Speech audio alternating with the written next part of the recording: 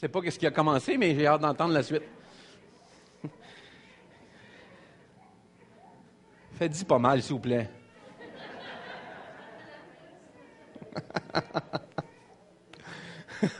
Soyez contents ce matin de pouvoir continuer cette série dans le livre d'Éphésiens, série qui s'appelle « Un christianisme authentique ». Et ce matin, le titre du message, c'est « Vous étiez morts, mais Dieu ». En fait, c'est « Vous étiez morts, 3 petits points, mais Dieu ». Et vous allez voir qu'à travers le message d'aujourd'hui, c'est probablement les 2 mots les plus importants. « Mais Dieu ». On commence le 2e chapitre du livre d'Éphésiens. On a terminé le premier chapitre ensemble. On commence cette 2e partie. On va voir les 10 premiers versets du chapitre 10. Et je sais qu'il y a des gens, des fois, ils me posent la question, mais dans quelle version tu lis? Ça change de semaine en semaine. De semaine en semaine, je n'utilise pas toujours la même version à l'écran. Cette semaine, pour le bienfait de tous, c'est le français courant que j'utilise pour ce que vous allez voir à l'écran. Même si on commence un nouveau chapitre du livre d'Éphésiens, il faut toujours considérer ce qu'on est en train de lire. Il ne faut jamais oublier que c'est une lettre. OK? Il ne faut jamais oublier que c'est une lettre. Quand vous recevez une lettre, aujourd'hui, c'est sûr que des lettres, on n'en reçoit plus comme on en recevait avant. Hein? C'est rare qu'on reçoit des lettres. On reçoit des courriels, mais on ne reçoit plus beaucoup de lettres. Mais quand on reçoit une lettre, si vous avez plus que 30 ans, vous vous souvenez c'est quoi une lettre avec un timbre et une enveloppe? Et quand on reçoit une lettre, vous ne pouvez pas défaire une lettre. Vous devez comprendre que c'est un tout. C'est tout cet ensemble que la personne... Parce que des fois, il y a des références qui sont faites un petit peu plus loin dans la lettre par rapport à ce qui a été dit au début. Donc, c'est pour ça que je vous dis, il faut toujours se souvenir que quand on lit des textes bibliques, c'est une lettre. Ça ne vient pas avec des chapitres puis des chiffres, OK? Là, je veux juste que vous compreniez. C'est pour le bien de la chose qu'on a fait ça, que les êtres humains ont comme redivisé un petit peu pour plus facile de se retrouver. Parce que si je vous disais, OK, on va tourner dans la lettre d'Éphésiens, là, à peu près à ce page-là, là, tout le monde cherche pendant des heures. C'est plus facile de se repérer avec des chiffres juste pour pouvoir retrouver chapitre et verset. Mais la réalité, c'est que c'est une lettre. Il n'y a pas nécessairement cette coupure-là qu'on voit, que nous, on a. Donc, souvenez-vous, même si on passe au chapitre 2, dites-vous pas, c'est d'autres choses. Non, c'est toujours continu. Comme quand on a une discussion avec quelqu'un, vous êtes déjà arrivé, vous autres, quand on a une discussion avec quelqu'un, vous commencez à quelque part, puis vous finissez totalement dans un autre département. Puis là, à un moment donné, vous vous dites, comment on s'est rendu là? Vous déjà arrivé, vous autres, ça? C'est un peu comme ça parfois quand Paul écrit. Pas qu'il ne sait pas où il s'en va, mais plutôt, c'est tout un ensemble. C'est tout un ensemble. On se dit, mais ça a l'air séparé. Non, il y a un fil conducteur dans tout ça. Comme quand on a une conversation avec quelqu'un, on passe d'une situation à une autre parce qu'on a une interaction ensemble. On dit, oui, on parle de ça et on va un petit peu plus loin. Donc, même si c'est des chapitres avec des versets, il faut comprendre que c'est une lettre. Et ça va nous aider, et ça va toujours vous aider quand vous allez lire les textes, et principalement les lettres aux Hébreux, que vous êtes certainement en train de lire à chaque jour. Ceci étant dit, il y a une histoire que je dois vous conter, en lisant les commentaires bibliques, il y a un commentateur qui s'appelle Kent Hughes, que j'aime beaucoup, qui un jour est parti avec un groupe d'écoliers.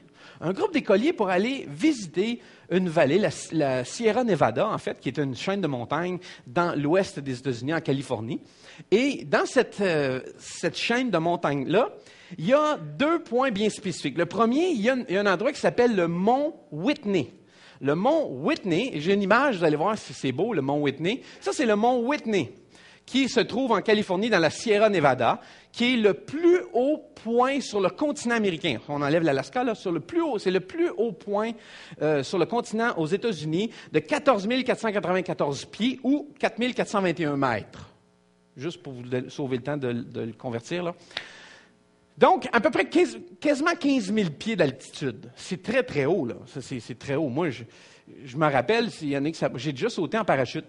Et sauter en parachute, j'ai sauté de 17 000 pieds. 17 000 pieds de saut en bas d'un avion. En fait, c'est haut 17 000 pieds. Je vous dis, là, la Terre est loin. Elle vient vite, par exemple, mais elle est loin. Quand tu sautes en bas, ça arrive assez rapidement. Merci. Et ça, c'est le mont Whitney. Mont Whitney, que je vous dis, presque de 15 000 pieds. Donc, c'est très, très haut. C'est comme je vous dis, c'est probablement le plus haut point sur le continent américain. Il y a un jeune qui marchait avec eux autres, parce que d'où la photo est prise, il y a une espèce de porte qui mène vers ce mont-là, où tous les gens, les touristes viennent. Et il y a un jeune qui est à cet endroit-là avec le groupe, et il fait remarquer, il fait mentionner à tout le groupe, il dit, on est à peine à 100 000, 100 000, c'est pas si loin que ça, là, à peu près 160 km, de l'endroit qui s'appelle Death Valley, aussi qui est dans la Sierra Nevada, qui est la vallée de la mort, Death Valley, qui est dans ce secteur-là. Et Death Valley, c'est le point le plus bas dans le continent. En fait, c'est le point le plus bas probablement sur la Terre, parce qu'il est à moins de 282 pieds sous le niveau de la mer. Donc, je peux-tu avoir la prochaine image? Ça, c'est la prochaine Death Valley. Ça, c'est la vallée de la mort en Sierra Nevada. Et ça, c'est tout en moins de 100 000. 160 km de distance, vous avez le plus haut et le plus bas. Vous avez un contraste énorme entre les deux. Vous avez 15 000 pieds de différence quand vous partez d'en haut puis vous descendez. C'est quelque chose, ça. Vous partez d'en haut de l'air frais, cristal pur, extraordinaire, vers, dans le bas de la vallée, 56 degrés à l'ombre. C'est suffocant à cet endroit-là. 56 degrés à l'ombre. L'hiver, les nuits sont froides à 28 degrés. Oui. Je sais ce matin que ça vous interpelle beaucoup. Je savais que ça vous intéresserait. Et en fait, c'est difficile. Et ce que je veux vous en comprendre, c'est qu'il faisait réaliser qu'on pouvait passer de la haute montagne au fond de la vallée, en moins de 160 km de distance entre les deux. Et c'est difficile d'imaginer un point plus contrastant, mais il en existe un. Et c'est pour ça que je voulais vous emmener le contraste, parce que Paul décrit, dans le texte qu'on va lire aujourd'hui, de 1 à 3, cette vallée de la mort, cet endroit profond. Et les versets suivants, 4 à 7, décrivent le pic de la montagne, où on passe du fond de la vallée au pic de la montagne. Donc, on va diviser le message en 3 parties aujourd'hui. Premièrement, le désert de la vallée. Le deuxième, la montagne de Dieu. Et troisièmement, le chef-d'œuvre du Maître. OK, on va diviser ça en 3 parties ce matin. Donc, on va commencer avec le désert de la vallée, qui est les versets 1 à 3. Versets 1 à 3, on peut avoir prochaine diapo, s'il vous plaît. Prochaine diapo, s'il vous plaît. Ouais, on avance. Prochaine diapo encore, s'il vous plaît. On avance, et voilà. Verset 1 qui dit ceci. « Autrefois, vous étiez spirituellement morts à cause de vos fautes, à cause de vos péchés. » Il commence en disant, « Autrefois, avant, là, vous étiez morts à cause de vos fautes, de vos péchés, à cause de la condition de laquelle vous êtes, à cause que vous êtes dans la vallée. » OK? Vous étiez dans cette vallée-là. Vous étiez au fond de cette vallée-là. Même si tu peux paraître en vie, même si tu peux avoir de l'air vivant, à l'intérieur, on était coupé de Dieu. Et il y a encore des gens qui, même s'ils paraissent vivants, sont intérieurement coupés de Dieu. En fait, le péché, c'est pour ça que j'aimais bien l'image de la vallée. Je ne suis pas sûr qu'il y en a dans ce vallée-là, mais moi, je voyais le péché un peu comme le sable mouvant dans nos vies, où peu importe ce qu'on fait, il n'y a rien à faire. Ça prend une aide extérieure pour s'en sortir.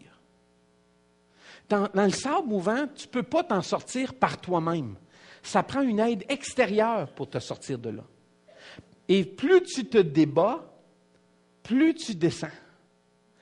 Et c'est un peu la même réalité avec le péché. C'est un peu la même réalité que Paul amène à dire, parce qu'avant, tu étais mort, il n'y a rien à faire. Vous savez quoi? Un mort ne peut pas rien pour lui. Vous saviez ça? Un mort ne peut pas améliorer sa condition. Un mort ne peut pas faire la grève. Un mort ne peut pas revendiquer des droits. Il est mort. Il ne peut pas parler, il est mort. Donc, Paul fait la relation en disant, mais vous étiez mort. Donc, rien à faire. À cause de votre condition, il n'y a rien à faire. Verset 2, ça dit, vous vous conformiez alors à la manière de vivre de ce monde. Vous obéissiez au chef des puissances spirituelles de l'espace. L'espace, c'est pas Star Trek, Star Wars, là. C'est pas Darth Vader qu'on parle, là, OK? Cet esprit qui agit maintenant en ceux qui s'opposent à Dieu. En fait, ce qui est en train de dire, c'est qu'avant, vous étiez sous cette puissance-là, vous étiez pris avec ça. Vous aviez ce chef-là, cette puissance-là, la puissance spirituelle qui vous empêchait de vous en sortir. Un peu comme on revient au sable mouvant, cette pression-là qui vous empêche de pouvoir vous sortir de là. Vous étiez dans cette condition-là. Vous savez, plusieurs personnes aiment à penser qu'ils sont le chef de leur âme, le chef de leur bateau, de leur destinée, ils sont le capitaine de leur vie. Mais ils sont sous le choc de réaliser que la Bible dit que si tu ne marches pas avec Dieu, tu marches avec le diable. Et c'est un choc, ça. C'est une réalité, là. C'est un choc d'entendre ça. Peu importe comment vous dites « Oh oui, c'est vrai, Dieu dit ça ». Non. C'est un choc humainement de recevoir ça. C'est un choc de se faire dire « Si tu ne marches pas avec Dieu, tu marches avec le diable ». Wow, je ne marche pas avec le diable. Hein? Oui, si tu ne marches pas dans la direction de Dieu, tu marches dans sa direction. Il n'y a pas d'arbitre là-dedans. Là. Il n'y a pas de zone neutre. Vous ne pouvez pas aller en Suisse et dire « Moi, nous, on ne prend pas personne ». Ça ne marche pas, ça, dans le monde spirituel. Tu es pour ou tu es contre? Jésus a dit, si tu n'es pas avec moi, tu es contre moi. Et c'est un choc d'entendre ça, de se faire dire, « Hey, attends une minute, là. Si tu n'es pas pour Jésus, si tu ne marches pas avec Jésus, mais tu es en train de marcher contre. » Je ne pensais pas de même. Moi, je ne voyais pas ça comme ça. Non, mais c'est un choc de l'entendre. C'est un choc de le savoir. Parce que, vers quoi nous mènent ces chemins-là, ou le chemin du diable, ou être contre Jésus, mène la désobéissance. Une vie dominée par l'égoïsme, l'obstination, la convoitise. Une vie qui est dirigée vers ça. Un style de vie qui nous encourage, fais ce que tu veux, peu importe ce que ça coûte. Et quand on dit peu importe ce que ça coûte, c'est pas juste en argent, c'est en relation humaine puis les gens autour de nous. Vous savez, il y a une chose qui est arrivée au Jardin d'Éden. Au commencement, là, Dieu a prévu que nous aimions les gens et qu'on utilise les choses. L'être humain, dans sa perversion, dans le péché, a inversé les choses. Il aime les choses et il utilise les gens. Et c'est vraiment l'inverse de ce que Dieu avait prévu. Aime les gens, utilise les choses.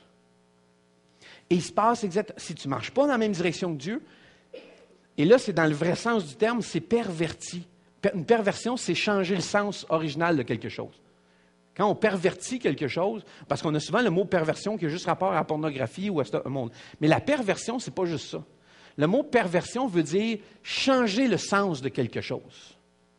Ça a été perverti. Donc, si je ne marche pas avec Dieu, si je ne marche pas avec Jésus, je marche contre lui parce que la nature qui est en moi a perverti ça. Je suis... Là, j'espère que personne ne va couper le texte comme ça. Non, vous allez comprendre. C'est que par nature, je suis pervers. Non, mais comprenez-vous ce que je veux dire?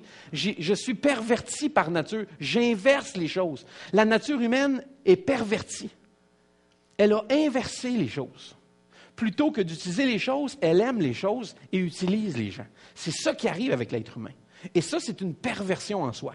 Parce qu'on change le sens original de quelque chose, son but, pourquoi il a été créé, on l'a inversé. Donc, Paul est en train de dire, vous étiez autrefois dans ce mode-là. Vous viviez comme ça. Vous vous conformiez à la manière de vivre de ce monde-là. Vous viviez comme ce monde-là vit.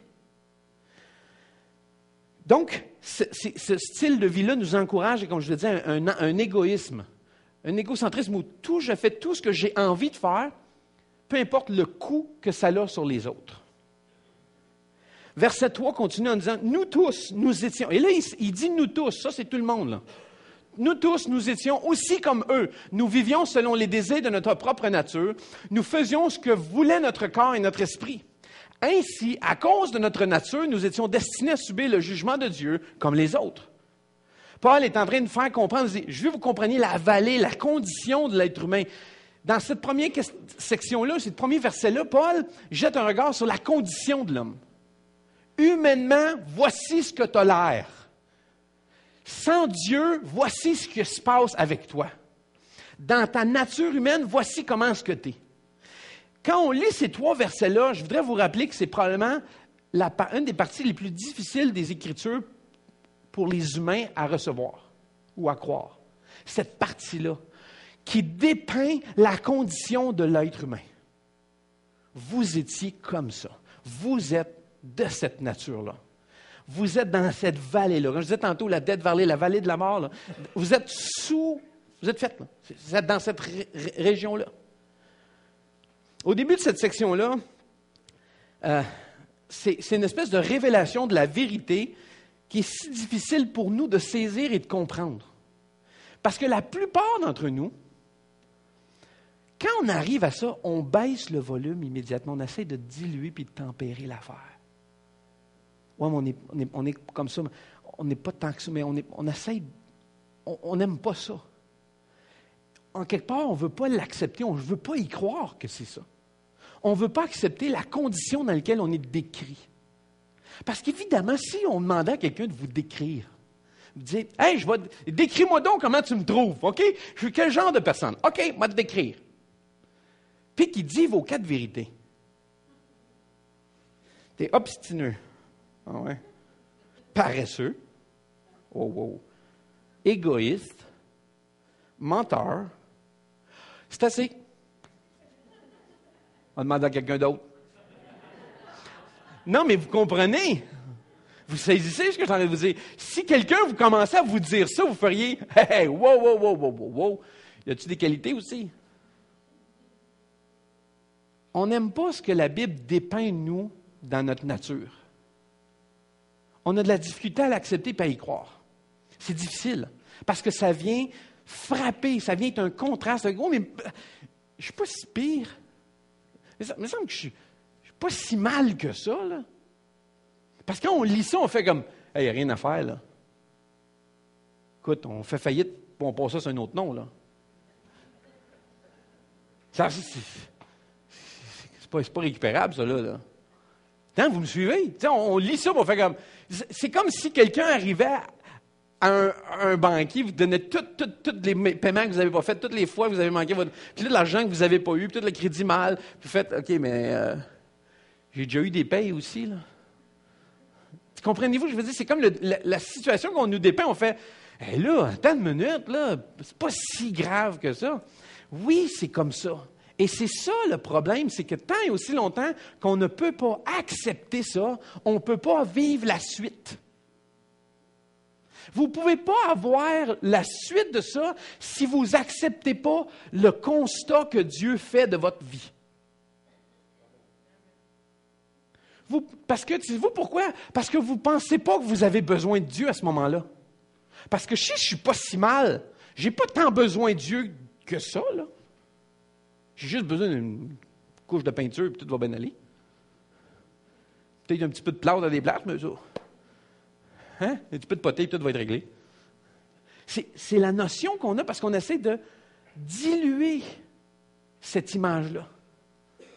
Comme si on n'était pas si grave que ça. Qu'est-ce qui arrive avec ça? C'est qu'en conséquence, on a une perspective qui n'est pas réaliste de l'endroit où on est.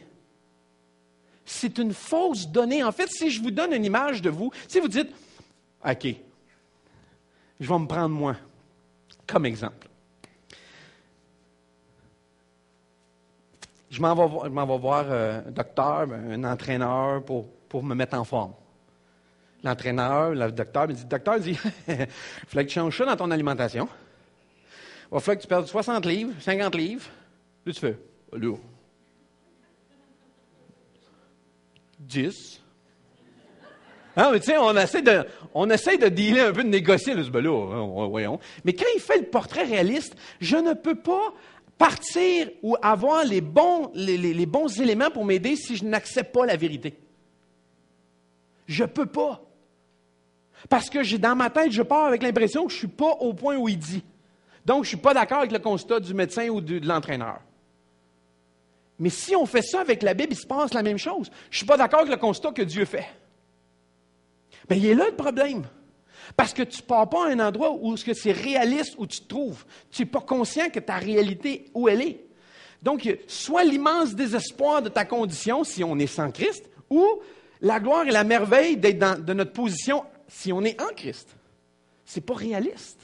On perd cette notion-là. Donc, si vous voulez savoir, ou je dirais plutôt, savoir où est votre cœur. Si vous voulez avoir un cœur en feu pour Dieu, écoutez attentivement les versets. Parce que ça va vous permettre de voir ce qui est la grandeur incommensurable de son pouvoir qui apporte à notre condition, à ma situation, à être réaliste où ce que je me trouve. Si j'accepte que le médecin me dise « il faut que tu perdes 50 livres, mon gros bonhomme », il faut que j'accepte qu'il a raison. Parce que si je ne l'accepte pas, je ne ferai rien en fonction de ça. Je vais le faire dans ce que je pense qui est la bonne chose à faire. Mais je ne suis pas du tout les consignes qu'on me demande. C'est exactement ça qui se passe avec les versets bibliques. C'est exactement ça. Paul il dépeint la situation. La tragédie pour beaucoup de croyants, et là, écoutez bien ce que je vais vous dire, c'est d'essayer que Dieu soit fier de vous. Ce qui pousse à essayer de faire des choses pensant que Dieu sera fier d'eux et qui va prendre plaisir à ça. Et qu'on trouve une certaine identité en ça. Donc, je fais des choses, je fais quelque chose pour Dieu, je trouve une identité, Dieu est fier de moi, ça me valorise, ça me montre, wow! C'est une erreur de faire ça. Parce que votre identité, c'est pour ça que la première partie du texte, je l'ai appelée une identité authentique, la première partie de la série Éphésiens, parce que tant et aussi longtemps que tu n'as pas une identité authentique ou que tu n'as pas une vraie portrait de qui tu es, tu ne peux pas réparer ça. Si je vais au garage et qu'on prend le constat de ma voiture et qu'il me dit « Donne-moi la vérité, donne-moi l'heure juste. Là. Je veux savoir, mon auto est comment? » Il y a 4 000 $ à mettre dessus. « Non, c'est pas vrai, ça se peut pas. Voyons donc, montre-moi ça, cette feuille-là. Regarde la feuille. Mais là, les breaks sont pas si pires. Mes pneus ne sont pas finis. » On essaye de payer, que ça nous coûte moins cher. Et on fait la même chose dans la relation spirituelle avec Dieu. Attends, remonte-moi ça, là. Regarde, non, mais là, pécheur, un instant, là. Menteur, ben là, pas tant que ça. Convoiture, non, pas vraiment. On essaye de trouver une faille dans l'estimé qu'il fait. Dans le constat qu'il fait, on essaie de trouver une façon de dire c'est pas si grave que tu le dis. Mais c'est ça le problème. C'est là qu'arrive le problème. Parce que quand on se dit, en fait, inconsciemment, on essaye de faire des choses pour que Dieu soit fier de nous, que Dieu nous aime, Dieu nous apprécie, puis qu'on monte dans l'estime de Dieu. Voilà où vient le problème. Si votre identité est marquée parce que vous accomplissez, vos accomplissements deviennent votre Dieu. Parce que vous allez toujours chercher à faire ça.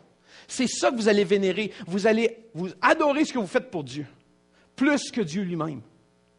Vous allez vous mettre à aimer ce que vous faites plus que Dieu.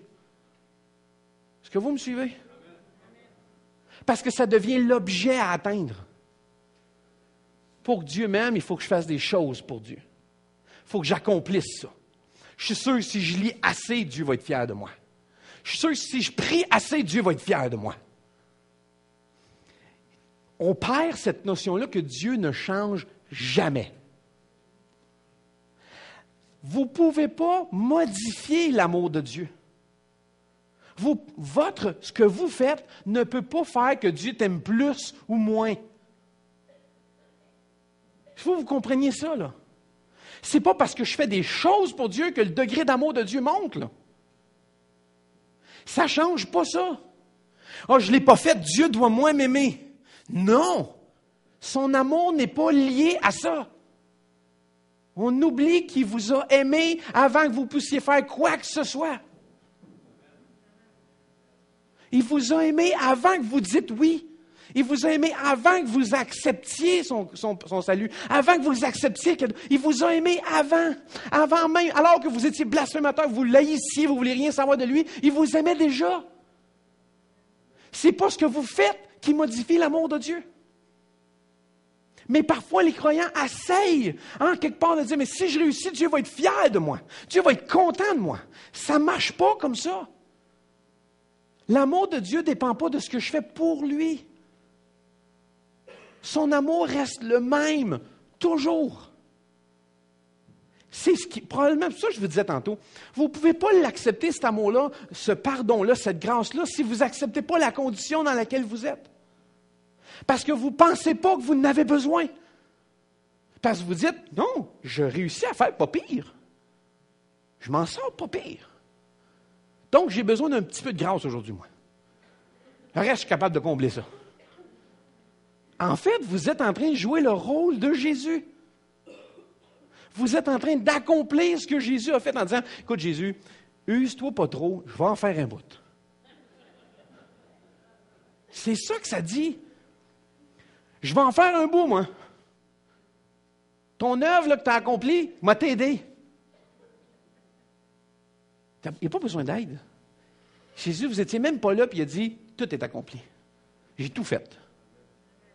La difficulté, c'est ça que je vous disais, le défi ou la difficulté du croyant, c'est de l'accepter. C'est difficile. Parce que tu n'as rien à voir dans ça. C'est pas à cause de toi. C'est à cause de lui. C'est pas toi qui es mort sur la croix, c'est Jésus qui est mort sur la croix. Mais en quelque part, on a le sentiment que si on accomplit, on fait des choses, ces accomplissements deviennent notre Dieu. Puis le Dieu de l'accomplissement, là, il fonctionne quand tout va bien dans notre vie. Parce qu'à minute, les roues commencent à mal aller, vous perdez des morceaux, là. Hop là. Là, vous revenez, tu sais qu'est-ce qui se passe? Vous êtes de nouveau devant rien d'autre que l'ancien gars, l'ancienne fille, l'ancienne personne familière qui est en colère, frustrée, découragée, déprimée, dans la déception totale. Oh, mais je n'y arrive pas. Tu vois, j'ai manqué mon coup. Dieu m'avait demandé de faire ça, je ne l'ai pas fait. Dieu doit m'haïr, Dieu doit me détester, il ne veut plus rien savoir de moi. On dit ça, là. On pense ça. Il n'y a aucun verset qui dit ça. Jamais. Mais on pense ça. Si je vous disais un matin, vous disiez, ah oui, je suis fini, Dieu ne veut plus rien savoir. Tu as raison. Là, vous direz, hey. C'est pas de m'encourager, toi. Non, mais c'est vrai. Quelqu'un vous dirait, vous savez, vous direz, je suis fini, Dieu ne veut plus rien savoir de moi. Mais il ne veut plus rien savoir de toi, c'est fini. Alors, vous seriez sur le choc. Hey, comment ça? Quoi cette affaire-là? Ça vous brasserait, là. Mais, quand on le vit, là, pitoiement, oh, mais Dieu ne doit plus m'aimer. Ah non. Il t'aimait avant même que tu fasses de quoi puis tu sois là. Pourquoi il t'aimerait moins, là? Ah, ben, c'est parce que je lui ai désobéi. Ah, mais tu sais, c'est pas pareil. Moi, j'ai des enfants. Mes enfants, ils me désobéissent. Révélation aujourd'hui. Je le sais. Shame on me. J'ai honte, non? Mes enfants me désobéissent. La vérité, c'est que ça ne change pas mon niveau d'amour pour eux autres. Parce que je les aimais avant même qu'ils me désobéissent ou qu'ils fassent quoi que ce soit pour gagner mon amour. Mon amour n'est pas basé sur ça. Mais Dieu est pareil, mais en quelque part, et c'est là qu'arrive cette puissance-là du diable qui vient s'incruster et dire « Hey, Dieu ne doit plus t'aimer. Tu as débarqué des pédales du bicycle, tu as pris une fouille. Dieu ne veut plus t'embarquer sur le bicycle. Fini, tu n'embarques pas dans le peloton de bicycle, oublie ça, là. » C'est comme si l'ennemi vient nous lancer ça. Il nous lance ces phrases-là. Et nous, on les achète à pelle. Mais hein, c'est vrai, je suis tellement une mauvaise personne. Moi, je suis un mauvais chrétien. Je pense que je ne serai plus chrétien. C'est fini pour moi, le christianisme. Ah oui? Pourquoi? Dieu ne doit plus m'aimer. Quand est-ce qu'il t'a dit ça?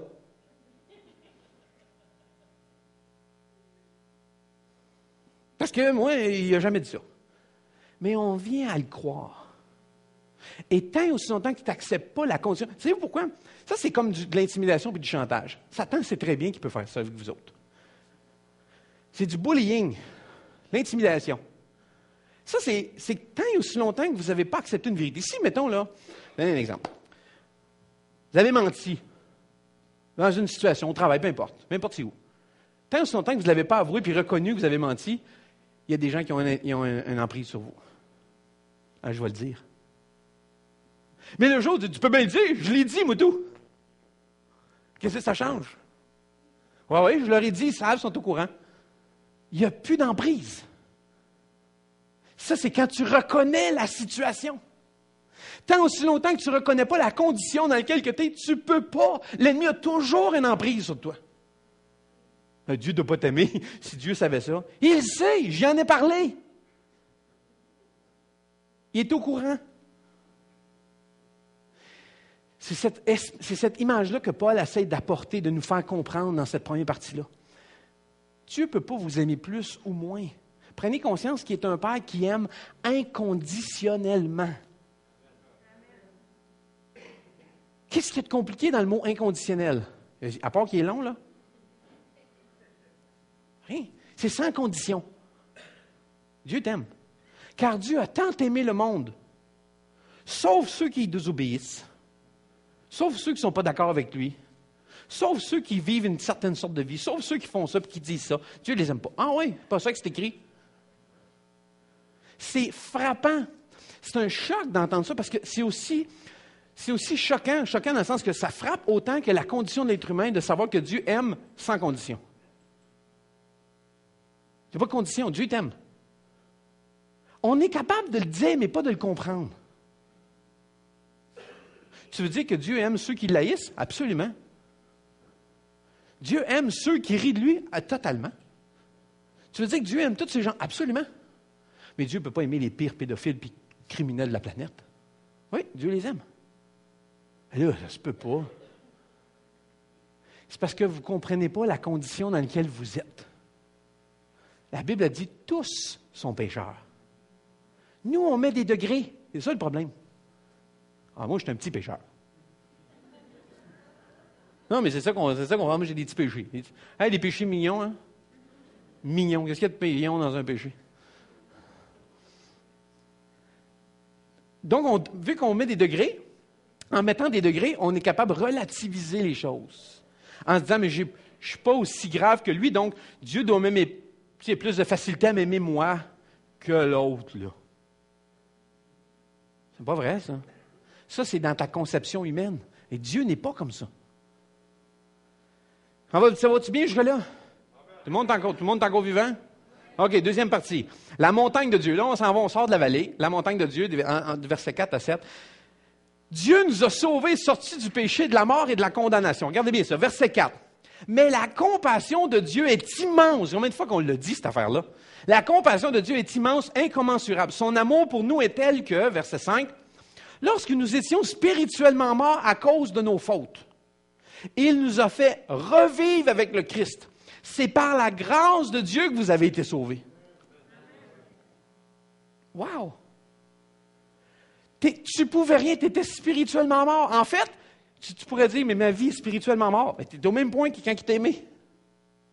Donc, il t'aime encore. Si tu te considères spirituellement mort, bien, parfait, tu te qualifies. Tu es éligible à l'amour de Dieu. En fait, savez-vous quoi? Toutes les feuilles d'application, peu importe, c'est marqué éligible à l'amour de Dieu. Éligible, oui, Dieu t'aime. Verset 6. Dans notre union avec Jésus-Christ, Dieu nous a ramenés de la mort avec lui pour nous faire régner avec lui dans le monde céleste. Hey, ta minute, Dieu vous a pris de la vallée de la mort pour vous emmener à la montagne en haut. Dieu a fait ça, c'est lui. En fait, c'est ça qu'il s'est dit. Mais c'est Dieu qui a fait ça. Vous étiez morts, mais Dieu a fait ça. Rien à voir avec vous, ça. Ça, c'est passé de la Death Valley au Mont Whitney. Du fond au sommet. Mais Dieu nous a donné la vie. La seule façon que quelqu'un qui est mort spirituellement puisse vivre, c'est une résurrection spirituelle. Mais la Bible, en fait, c'est ce pas-là qui nous a dit, dans quelques versets plus tôt, dans les derniers messages, il nous dit, vous étiez morts, mais Jésus est mort pour vous faire ressusciter avec lui. Cette même puissance-là qui a ressuscité Christ d'entre les morts habite en vous. Wow! Il a donné cette même nature-là. Entre nous, pécheurs, et le jugement de Dieu, se tient la croix. Entre le jugement que Dieu avait et nous qui étions pécheurs, la croix s'est mise entre les deux. Et cette croix-là qui coupe et qui dit, maintenant, tout l'amour que Dieu a, il la déverse en son Fils et il nous a fait venir avec lui en son Fils. C'est pour ça que c'est par Jésus. Parce que Jésus est l'objet de l'amour de Dieu. Et à cause que Dieu nous aime, en Jésus, on est pareil, on est aimé comme Jésus. Vous dites, Jésus doit être aimé plus que moi, il a fait plus que moi. Pareil. L'amour que Dieu a pour son Fils, il est le même pour toi. Tu devrais sortir encouragé, là. Là, c'est le bout, tu te fais comme, merci de m'encourager le matin. OK. Il nous a sauvés de quoi? Il nous a sauvés du péché, de la mort, de notre ancienne manière de vivre, de notre vieille nature, de notre nature qui était pécheresse, pervertie. Donc, la vieille nature a quelque chose et Dieu nous a donné une nouvelle nature en Jésus. Si vous ne comprenez pas, ça tombe bien, j'ai un diagramme pour vous, j'ai fait un dessin. Regardez bien ça. La vieille nature, on est séparé de Christ. La nouvelle nature, on est unis avec lui. On est mort dans la vieille nature, mais on est vivant dans la nouvelle. La vieille nature est désobéissante, la nouvelle veut obéir à Christ. Dans la vieille nature, il y a une domination spirituelle du mal. Quand je vous disais, on était dominé, on était pris par le mal, on faisait des choses qu'on ne veut pas faire. Dans la nouvelle, on partage la domination spirituelle sur le mal avec Jésus. La vieille nature est l'objet du jugement de Dieu. La nouvelle nature, elle est l'objet de l'amour de Dieu. Donc, quand tu es dans la nouvelle nature, c'est pour ça que je vous dis, Dieu vous aime inconditionnellement.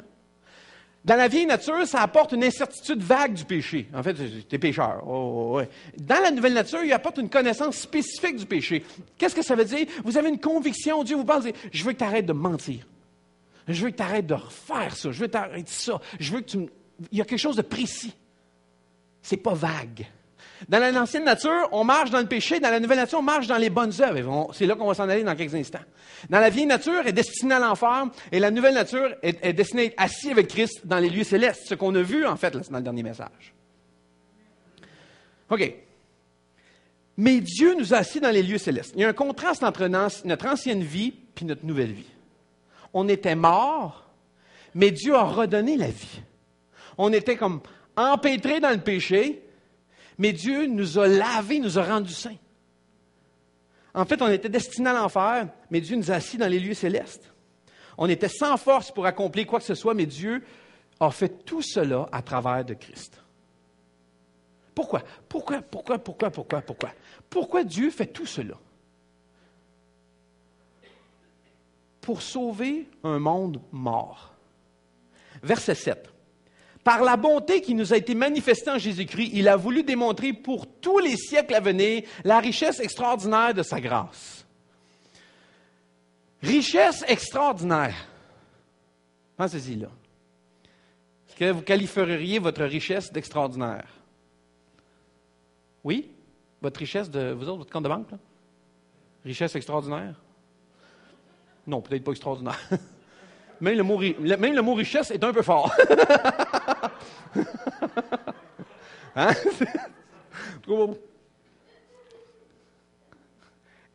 Que Dieu a voulu démontrer pour tous les siècles, pour toujours, à jamais, Dieu a voulu démontrer la richesse de sa gloire, de sa grâce. Comment extraordinaire. Écoute, richesse extraordinaire. C'est spécial d'avoir ces deux mots-là collés en grec. C'est très particulier. Ça sonne un petit peu comme un pléonasme en français. C'est comme « je suis riche, méga ». T'es riche. Déjà riche, c'est riche. Parce que riche, tout le monde a son idée de riche, là. Hein? Il y en a pour moi, riche, t'as plus de dette, t'es riche. Tu payes toutes tes factures, t'es riche. Ce que t'as, c'est à toi. Mais pour des gens riches, c'est plus que ça. Riche, c'est beaucoup d'argent. Et pour du monde, riche, c'est une coupe de 100 piastres d'extra. Je suis riche, je me sens riche. C'est variable à plusieurs. Encore là, c'est quand je vous disais, tu sais, des termes vagues et abstraits. Oh, riche! Mais extraordinairement riche, tu dis, OK, là, il est d'une coche. Il est dans une autre stratosphère, lui. Là. Il n'est même pas dans la même catégorie que les autres. Là. Une richesse extraordinaire. À cause de son amour et de sa grâce. Dieu a voulu montrer ça à tout le monde pour toujours, de démontrer à quel point sa grâce est grande. Pour tout le temps. Il n'y a pas une fenêtre, là. C'est pour toujours. La grâce de Dieu est toujours là. Est tout le temps là. Ce qui nous amène à notre troisième partie. Après la montagne de Dieu, on a le chef-d'œuvre du Maître. Et ça, c'est une partie que j'aime beaucoup. Comment est-ce qu'il a fait ça? Regardez bien le verset 8. « Car c'est par la grâce de Dieu que vous avez été sauvés au moyen de la foi. Ce salut ne vient pas de vous, il est un don de Dieu. » Car c'est par la grâce de Dieu, pas grâce à vous. La grâce de Dieu que vous avez été sauvés au moyen de la foi. Verset 9, et j'aime comment ça commence. « Il n'est pas le résultat de vos efforts. » Ce n'est pas à cause de ce que vous faites que vous êtes sauvés. Ce n'est pas à cause de ce que vous accomplissez que vous avez la grâce de Dieu. Ça ne vient pas de vous, ce n'est pas à cause de vos efforts. Ainsi, personne ne peut se vanter. Le but de ça, c'est que Dieu veut être le seul à avoir la gloire et il mérite de tout ça. Et c'est pour ça que c'est une insulte à Dieu quand on commence à en prendre une partie. Moi, je travaille fort pour que Dieu m'aime. Ah oui? Bon, mais ça ne marche pas de même. Hein? Dieu t'aime même quand tu ne fais pas d'efforts. Oh, que ça griche dans nos oreilles. C'est parce qu'on a de la difficulté à comprendre l'amour de Dieu et sa grâce. Vous savez quoi? Ça frustrait les pharisiens pas à peu près dans l'époque de Jésus. Quand Jésus leur parlait, il grinçait. Tu sais, là, quelqu'un qui dit quelque chose, c'est fatiguant. Hein? Comprenez ça, là? Arrête de dire ça! Puis j'ai dit, mais vous ne comprenez pas? C'est ça la grâce de Dieu. Non, ça se peut pas! Ça se peut pas, je ne peux pas être ça! Mais c'est ça! Et Jésus, il fâchait les gens à cause de ça. Il avait de la difficulté d'avoir, et là on revient à l'histoire souvent de cette femme, la femme adultère qui a été prise en flagrant délit d'adultère. Ça dit en flagrant délit, là. Ça, il savait qu'est-ce qui se passait, le monde, là. Tout le monde était au courant, là. Ils ont fait exprès, là. Et Jésus a utilisé la grâce qui a frustré les pharisiens comme pas possible. Ça les a tellement fâchés, là. Ils voulaient le tuer. C'est pour ça qu'ils ont dit, il faut qu'on... Tu sais, quand tu es poussé à vouloir tuer quelqu'un, tu n'es plus capable, là. Mais c'est ça que Jésus apportait. Parce que la grâce est dure à accepter dans sa simple expression. Parce qu'elle nous dérange. C'est dérangeant, l'amour de Dieu. Tu ne peux pas être indifférent à ce que Dieu dit ou ce qu'il fait. Ça peut te choquer. Tu peux te révolter ou l'accepter puis en bénéficier. Mais ça reste choquant à l'être humain. Que Dieu m'aime, peu importe ma condition, et même, parfois, humainement, nous-mêmes, on refuse que Dieu nous aime et qu'il nous pardonne. On refuse que Dieu nous pardonne des choses que nous, on a fait. On refuse que Dieu nous aime quand nous, on ne s'aime pas. Tu n'as pas le droit de m'aimer, je ne mérite pas ça. C'est ça qui est écrit. Ce n'est pas le résultat de tes efforts. Tu ne pourras pas t'en vanter de ça. D'où pourquoi ça revient, quand je disais les raisons de louer, d'où pourquoi ça revient les raisons qu'on loue Dieu. Ça revient à lui. C'est lui qui le mérite. C'est lui qu'on félicite. C'est lui qu'on dit « T'es extraordinaire ». Et je reconnais cela. Tu es plus grand que je peux m'imaginer. Ta grâce dépasse ma pensée. Savez-vous ce qui est assez phénoménal? C'est que quand on lit le texte, on se rend compte que la grâce est le motif et aussi le moyen que Dieu a utilisé. En fait, c'est à cause de sa grâce et par sa grâce. C'est parce qu'il m'aime et qu'il a utilisé cet amour-là que je suis sauvé. Ça devient le moyen et le motif. Le salut n'est pas accompli par nos actions, mais par ceux de Jésus-Christ. Écoutez bien ça. Les œuvres font partie du plan de Dieu. Mais elles ne sont pas le prix de mon salut. mais le résultat de mon salut. Vous me suivez, là? Encore là, vous allez comprendre, quand j'ai dit au début, la perversion des choses. Dieu, son plan, c'est qu'il nous aime et qu'on accepte cet amour-là, et que dû à cet amour-là, découlent des œuvres qu'on va faire. L'être humain, encore là, sa nature pécheresse et pervertie, fait l'inverse. A de la difficulté à accepter l'amour de Dieu, donc veut se l'accaparer ou la gagner, va faire des bonnes œuvres pour la mériter. Il inverse encore les choses. Vous me suivez? Donc, Dieu t'aurait dit, non, arrête, tu fais tout à l'envers. Tu fais tout à l'envers. Oh, mais je vais faire ça pour Dieu. Attends, reçois ce qu'il y a pour toi. Je l'ai reçu. Attends une minute, là. Il ne faut pas que ça devienne le prix de ton salut, mais plutôt le résultat du fait que tu as été sauvé. Alors, regardez bien ceci. Quelques petits points encore en terminant. Ça revient à être au sens d'être assis avec Christ. J'ai parlé dans le dernier message du sens d'être à la droite de Dieu. Souvenez-vous? Ceux qui étaient là à la droite, le sens de la droite, le symbolise l'autorité, l'égalité, au même statut. OK. Mais regardez bien ceci. Dans Hébreux 10, 12, ça dit, lui, parlant de Jésus, après avoir souffert un seul sacrifice pour les péchés, s'est assis pour toujours à la droite de Dieu. Là, vous dites, ah oui, c'est cool, c'est la même phrase que tu avais mentionnée la semaine passée. Oui. Mais là, je ne mets pas l'accent sur le à droite, je mets l'accent sur le assis.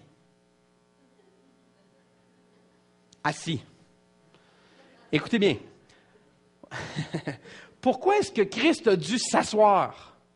Pourquoi est-ce qu'il est asseoir dans le sens? Pourquoi il faut qu'il s'assoie? Il ne peut pas rester debout, il a le droit de faire ce qu'il veut. Pourquoi il est venu à la droite du Père? Pourquoi il faut qu'il s'assoie?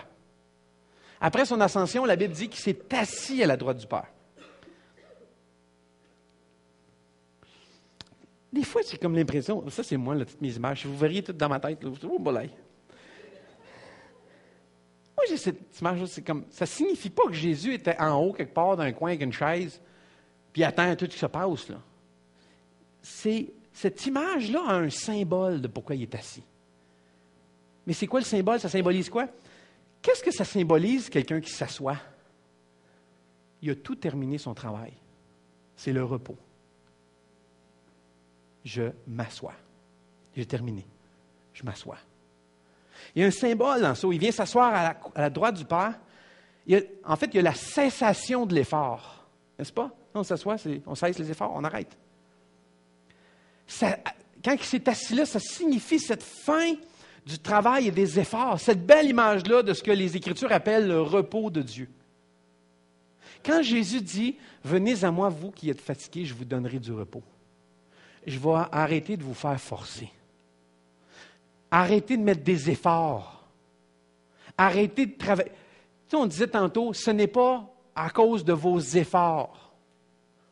Plein de gens font rentrer dans le repos de Dieu, entrer dans le repos de Dieu. Tout le monde fait ça mystique. Oh, le repos de Dieu. Ça prendrait de l'écoute. Le repos de Dieu, Dieu, Dieu, Dieu. Comme s'il y avait comme une éternité, là, tu sais. Tu sais, puis il y a comme des... Tu sais, je suis rentré dans le repos de Dieu. Oh, le repos de Dieu, il faut mourir pour ça. Non! Le repos de Dieu, en fait, Jésus a dit sur la croix, tout est accompli. En fait, j'ai fait tout le travail. Il est mort, ressuscité, monté à la droite de Dieu, il s'est assis. C'est fini. J'ai tout fait ce qu'il y avait à faire. C'est ça. C'est ça que Jésus a fait. Il s'est assis à la droite du Père. Tu n'as plus des efforts à faire. Tu n'as pas des efforts à faire pour te rendre à Dieu. Tu n'as plus à forcer pour être proche de Dieu. Jésus est là et il rend en tout temps accessible Dieu. Il est assis là à la droite du Père. Il est assis, il est dans le repos. Jésus dit, venez à moi, je vais vous donner mon repos. Vous n'aurez plus à faire ces efforts-là. Entrer dans le repos de Dieu, non. Arrête de faire les efforts. Dieu veut te donner du repos. Repos de quoi? Repos de ton âme. Ton âme qui est tourmentée, ton âme qui est pas en inquiétude, en tourment, qui n'est pas paisible, qui est toute bousculée. Rentre dans le repos de Dieu. Arrête de forcer. Fais juste accepter. Va vers Dieu. Laisse-le, lui, faire le travail. Dieu va faire ce travail-là en toi. Laisse-le entrer dans ta vie. Laisse-le changer les choses dans ta vie. Mais il faut que tu acceptes ta condition pour qu'elle puisse être changée. Tant que tu ne l'acceptes pas, elle ne peut pas être changée. Et tu ne peux pas entrer dans ce repos-là. Parce que tu es encore en train de faire des efforts, puis des efforts, puis des efforts, puis de travailler, puis tu t'épuises. Et là, à un moment donné, je ne suis plus capable. Pour moi, c'est trop, cette vie chrétienne-là. Ah oui? Pourtant, il n'y a rien à faire.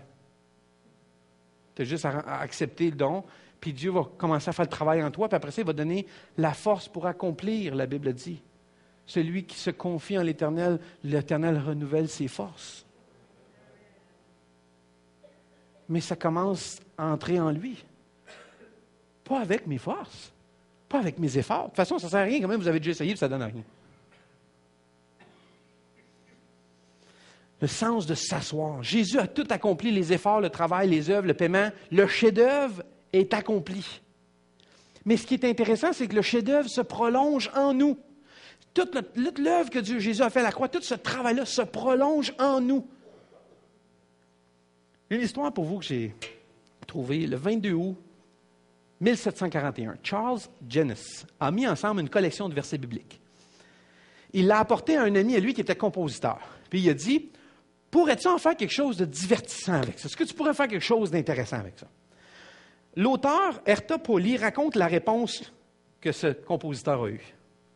Dès que Jennis a quitté, le maître a commencé à lire le texte qu'il a reçu. Les mots, Handel remarqua, a tout été pris des Écritures. Mais dans l'organisation des citations, le maître sentait que Jennis s'était surpassé. Les mots semblaient chanter d'eux-mêmes. Handel a commencé à écrire. Il a écrit si vite que l'encre était à peine sèche sur une page avant d'en commencer une autre. La partition était couverte de taches, mais le maître ne les a pas remarquées. Il a oublié le monde entier autour de lui. Handel a dit plus tard, « Si j'étais dans mon corps ou hors de mon corps, je ne sais pas quand j'ai écrit le Messie. » J'ai aucune idée. Pendant 24 jours, il est resté dans la petite chambre en avant sur le premier étage de sa maison, près de Hanover Square à Londres, posant des milliers de notes sur des extraits bibliques de Jennis. À intervalles réguliers, le serviteur de Handel lui apportait de la nourriture, mais le maître le laissait intact. Parfois, le serviteur se tenait silencieux et étonné alors que les larmes du maître tombaient sur une page et se mêlaient avec l'encre alors qu'il écrivait ses notes. Et une fois, le serviteur trouva le maître en sanglots. Il venait de terminer le « Alléluia Chorus ». Handel a dit à ses garçons de chorale, « Je pense que j'ai vu tout le ciel devant moi et le grand Dieu lui-même. » Depuis plus de 250 ans, le Messie de Handel a ravi des auditoires.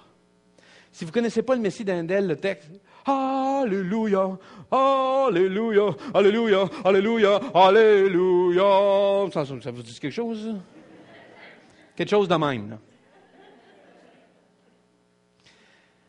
C'est une symphonie phénoménale, vraiment renversante, et ce sont tous des textes bibliques qui sont chantés. Mais si le chef-d'œuvre n'avait jamais été publié, si Jennis n'avait pas emmené ou partagé ces textes-là avec son ami compositeur, on n'aurait jamais eu cette grande symphonie extraordinaire. Ça aurait été une tragédie. Similaire à ça, Dieu a inscrit sa propre symphonie dans vos cœurs. Cette même symphonie-là est en nous.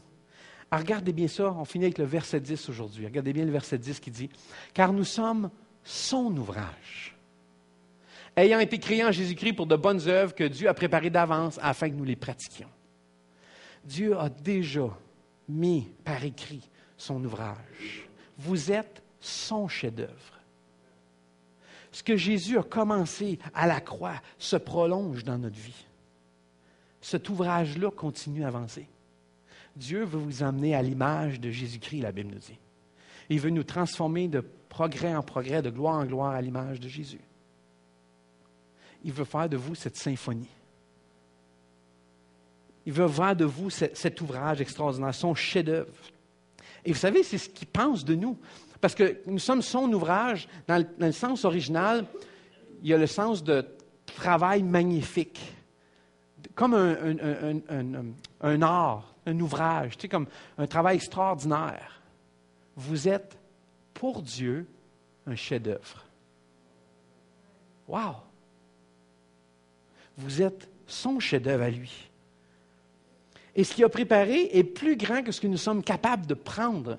Comment vivre à la hauteur de tout ça? Mais comment on peut faire pour arriver à ça? 2 mots. Mais Dieu. Vous étiez là, mais Dieu. Oui, mais je ne peux pas. Mais Dieu. Dieu a intervenu. Dieu est venu à votre rescousse. Dieu est venu intervenir dans votre situation. Je sais que la même puissance qui a ressuscité Christ d'entre les morts vit en moi. À cause de ça, je sais que je puis tout par celui qui me fortifie. C'est cool, ça. C'est merveilleux. Dans toutes les religions faites par les hommes, dans diverses formes, peu importe comment vous les mettez, là, ils cherchent tous à avoir les œuvres humaines totalement ou partiellement impliquées dans le salut. Dans le bouddhisme, vous devez cesser tout désir. Si vous arrivez à ça, vous êtes sauvé. Dans le confucianisme, l'éducation, l'autoréflexion, la culture de soi et de vivre une vie morale vous sauve. Dans l'hindouisme, vous détachez de votre ego, vous séparez de ça, faire un effort pour vivre dans l'unité avec le divin vous sauve. Dans l'islam, une vie de bonnes actions vous sauve. Dans le judaïsme orthodoxe, le repentir, la prière et de travailler dur pour obéir à la loi vous sauve. Dans le nouvel âge, acquérir une nouvelle perspective à travers laquelle vous voyez comment vous êtes connecté à toutes les autres choses, l'unité de l'univers et de l'unité divine, vous sauve. Dans le taoïsme, vous vous alignez avec le Tao pour avoir la paix et l'harmonie, vous êtes sauvé. Presque toutes les religions ou spiritualités ont en commun un thème, celui qui a un sauveur, et s'il y en a un, c'est celui que vous croisez dans le miroir tous les matins. C'est lui le sauveur. Le christianisme aussi est une religion d'œuvre, mais pas les nôtres, les celles de Jésus. C'est justement par l'œuvre de Jésus-Christ que nous sommes sauvés. Cela ne vient pas de vous. Par la foi en ce qu'il a fait, vivre, lui a vécu sans péché, mort, crucifié, a substitué sa vie pour la mienne, monté à la droite du Père. Jésus nous sauve et ce qui en résulte de ce salut-là, c'est les bonnes œuvres. Ce n'est pas parce que je veux gagner quelque chose, mais par le résultat de mon salut. C'est le résultat et non le prix du salut. Est-ce que vous me comprenez? Est-ce que ça éclaircit un peu les affaires? Je vais inviter les musiciens à s'avancer. Est-ce que vous voyez une connexion entre la grâce et les œuvres? Il y a une connexion entre les deux. Même si on peut les voir comment ils sont différents, comment ils semblent différents. Mais en réalité, ils sont complémentaires. Parce que si je reçois le salut par la grâce et la foi, Dieu m'emmène à travailler dans son royaume, dans son œuvre à lui. Et là, je ne fais pas les choses pour gagner ce salut-là. Mais à cause que je l'ai reçu, voici le fruit qui en découle. Est-ce que vous suivez? La grâce est la semence qui fait pousser le fruit des bonnes œuvres. Ça ne peut pas être l'inverse. Je ne peux pas utiliser les bonnes œuvres pour obtenir la grâce et l'amour de Dieu. En fait, c'est une insulte à Dieu. C'est en train de dire, Dieu, je vais m'acheter une partie de ton salut. Je vais en payer une. Je suis capable de payer. Je suis capable d'avancer de l'argent. Je suis capable de m'en sortir. Je suis capable de prendre une partie sur moi. Mais la réalité, c'est pas ça. C'est que c'est la grâce qui initie toute chose et qui apporte le fruit des bonnes œuvres. On peut jouer, s'il vous plaît? Oui? Donc, ce qui est important à comprendre, c'est qu'on ne peut pas dissocier les œuvres de la grâce. Mais ils ne peuvent pas précéder la grâce. Ils ne peuvent pas acheter un salut. Vous ne pouvez pas faire quelque chose qui va vous donner le salut. Il n'y a rien que vous ne pouvez faire pour obtenir ça. Ce n'est pas vos efforts, c'est de le reconnaître. Et ça, c'est difficile parce que c'est de piler sur notre orgueil. d'accepter que ce que Dieu dit est la vérité. Et c'est ça qui est l'humilité, de reconnaître ce que Dieu dit de moi. Jean-Marie, tu as besoin de moi parce que tu es un pécheur. Dans ta nature, tu es comme ça. Tu as besoin de ma grâce. Et il n'y a rien que tu peux faire, même en prêchant, en chantant, en faisant n'importe quelle évangélisation planétaire, qui peut t'améliorer le salut. Rien. Et c'est pour ça que cet homme, le jour où Jésus était sur la croix, qui s'est tourné vers lui et qui lui a dit, « Souviens-toi de moi quand tu viendras dans ton royaume, dans ton règne. » Et Jésus lui a dit, « Aujourd'hui même, tu vas être avec moi au ciel. » Cet homme a reconnu sa condition. Il a reconnu sa situation. De se dire, je ne peux pas y arriver par moi-même. J'ai besoin d'un sauveur. J'ai besoin de la grâce de Dieu. J'ai besoin de son amour.